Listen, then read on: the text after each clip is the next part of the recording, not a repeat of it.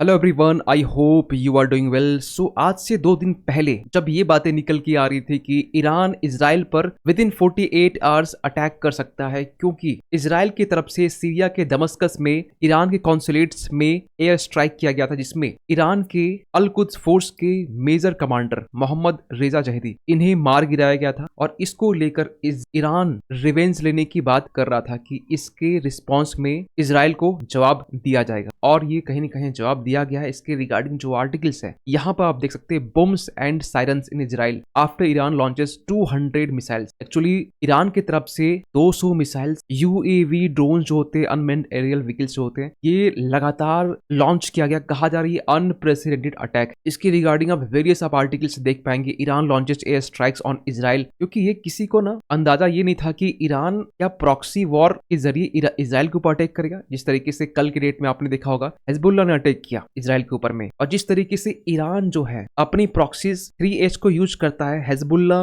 हौथीस और हमास को। और जो आंकड़े जो निकल के आते हैं लास्ट कुछ सालों की बात करें तो किसी को ये अंदाजा नहीं था कि ईरान डायरेक्ट अटैक करेगा। और इसके रिगार्डिंग ना बहुत सारे इमेजेस, बहुत सारे छोटे छोटे क्लिप्स आप देख सकते हैं जहां पर ईरान की तरफ से अटैक किया जा रहा है। इवन की जेरूसलेम में भी अटैक किया गया है। आप यहाँ पर देख सकते हैं इस मिसाइल्स को, जहां पर ईरान के इजराइल की तरफ से जो इनका आयरन डोम सिस्टम है इंटरसेप्ट करने की कोशिश कर रहा है, डिस्ट्रॉय कर रहा है, लेकिन फिर भी कहा जा रहा है कुछ जो मिसाइल्स हैं वो इजराइल पर आकर गिरे हैं। और इजराइल की तरफ से कहा जा रहा है कि जो मिसाइल्स है उसे इंटरसेप्ट किया गया है। और इसको लेकर इजराइल ये कह रहा है कि ये बेसिकली एक माइनर डैमेज देखा जा रहा है। जिस तरीके से ईरान ने फिलहाल अभी इजराइल को बचो अटैक, और इस अटैक के बाद ना इजराइल अब हाई अलर्ट में है। हर जगह सायरन, हर जगह सिक्योरिटी अलर्ट आपको इजराइल के आज के टाइम में आपको दिखाई दे सकता। और इसको लेकर इजराइल ने भी ये कहा है कि इसका जवाब देंगे, हम करारा जवाब देने के लिए तैयार हैं। क्योंकि कल के दिन में 13 अप्रैल कल शाम के 5 बजे करीब इजराइल डिफेंस फोर्सेस की तरफ से ये एक चेतावनी दी गई थी, Iran will bear the consequences for choosing to escalate the situation any further. और उसी के जस्ट बाद रात के टाइम में ये जो अटैक वो किया गया है। इसी बीच में यहाँ पर इजराइल के prime minister Benjamin Netanyahu US president Joe Biden को कॉल किए हैं, क्योंकि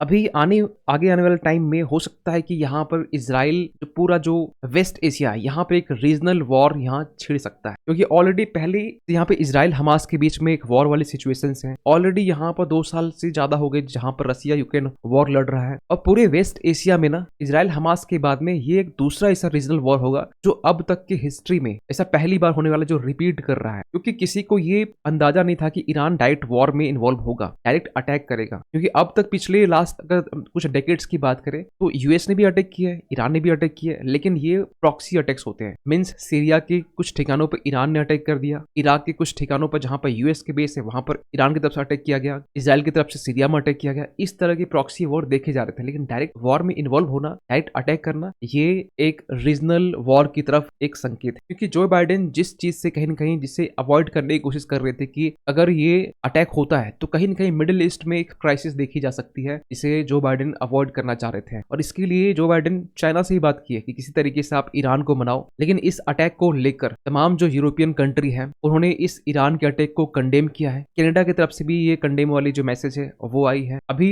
इस पर इंडिया की तरफ से कोई जवाब यहाँ पर नहीं आया, आपको बताना चाहते हैं। लेकिन एक क्वेश्चन मार्क यहाँ पर क्रिएट होगा कि इस अटैक को इंडिया यहाँ पर क्या न्यूट्रल रहना पसंद करेगा या फिर इसे कंडेम किया जाएगा, ईरान का जो अटैक इजराइल के ऊपर देखा गया है। लेकिन अगर मान के चलते हैं कि ये रीजनल वॉर की स्थिति पैदा हो गई है, तो यहाँ पर इजराइल और ईरान के बीच में अगर बात करें मिलिट्री इसकी कितनी स्ट्रांग है। रिसेंटली 2023-24 के ग्लोबल फायर पावर की जो रिपोर्ट्स है उसके मुताबिक आज के टाइम में इजराइल की जो आर्मी है 6,70,000 के अराउंड है। ईरान के पास में इसके जस्ट डबल है, 11,80,000। डिफेंस बजट में आप देख सकते हैं कि इजराइल की 2 लाख करोड़ है, जहां ईरान की 83,000 करोड़ है। टैंक की बात करें ईरान इसमें आगे है। नेवल फ्लीट की बात करें तो इसमें भी ईरान इस आगे है। एयरक्राफ्ट की बात करें तो इजराइल इसमें कुछ नंबर्स में आगे है। लेकिन यहाँ तो इजराइल ईरान के बीच बात कर रहे हैं, लेकिन आपको पता होना चाहिए इजराइल की सपोर्ट में तमाम जो यूरोपियन कंट्री है, यूएस समेत, ये इजराइल की सपोर्ट करने वाले हैं। और एक्सपर्ट्स, जियोपॉलिटिकल एक्सपर्ट ये मानते हैं कि ये कहीं ना कहीं एक विश्व युद्ध, वर्ल्ड वॉर की तरफ एक संकेत है, जहां पर इजराइल की तरफ से अगर यूएस और यूरोपियन कंट्री साथ देंगे, वही दूसरी तरफ ईरान के सपोर्ट में रसिया भी खड़ा हो सकता है। क्योंकि आज के टाइम में हम देखिए अमेरिकी जो सैनिक हैं, जो आर्मी है मिडिल ईस्ट में कहां कहां पर डिप्लॉयड है ऑलरेडी पहले से, तो ये लोग भी कहीं ना कहीं ईरान के खिलाफ ही फाइट करेंगे। अगर हम बात करें तुर्की में तो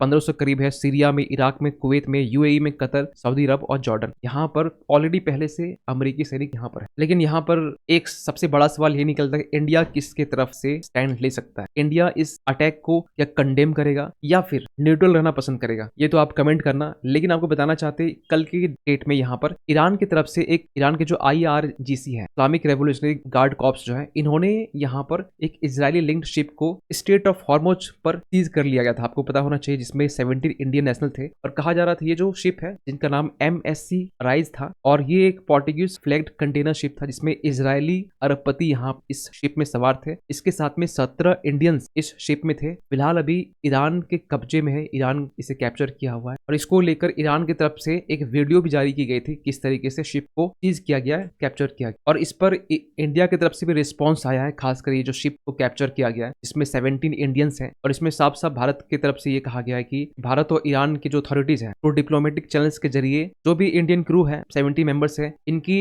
वेलफेयर और अर्ली रिलीज को लेकर इंश्योर करने की बात की जा रही है। और इसके लिए एम्बेसी ऑफ इंडिया जो तेहरान में, इसको लेकर एक इमरजेंसी नंबर्स भी यहाँ पर रिलीज की गई है। लेकिन आपको बताना चाहते हैं यहाँ पर साफ साफ नीचे लिखा है this contact details are not for visas and business inquiry. ये तमाम जो नंबर है आप इस नंबर पे कॉन्टेक्ट कर सकते, क्योंकि ईरान में हाई पॉसिबिलिटीज हैं कि इजराइल जो है ईरान के ऊपर रिटेलिएट करेगा। तो आज के टाइम में ईरान में और इजराइल जैसे पूरे वेस्ट एशिया की बात करें, सिचुएशंस क्रिटिकल है। यहाँ पर विजिट करना, ट्रेवल करना, ये आज के टाइम में, अभी इस टाइम में सिचुएशंस सही नहीं माना जा रहा। लेकिन एक सबसे बड़ा क्वेश्चन आप सभी के लिए निकलता है कि इस अटैक को लेकर आप क्या मानते हैं? ईरान का इजराइल के ऊपर अटैक कितना सही है, कितना गलत है? और इस पर दूसरा सवाल आप सभी के लिए, इस पर इंडिया का स्टैंड क्या होना चाहिए? क्या इंडिया यहाँ पर न्यूट्रल स्टैंड लेगा या फिर इंडिया इस अटैक को कंडेम करेगा? दोनों क्वेश्चन पर कमेंट कीजिएगा और अपनी ओपिनियन जरूर दें, क्योंकि ये मामला क्रिटिकल है। क्योंकि ईरान भी हमारा एक मित्र देश है और इजराइल भी है, और ईरान का की तरफ से 200 मिसाइल्स एक साथ दागना, ये एक अनप्रेसिडेंटेड अटैक। आप क्या मानते हैं? कमेंट कीजिएगा। मिलते किसी अगली वीडियो में, तब तक के लिए थैंक यू।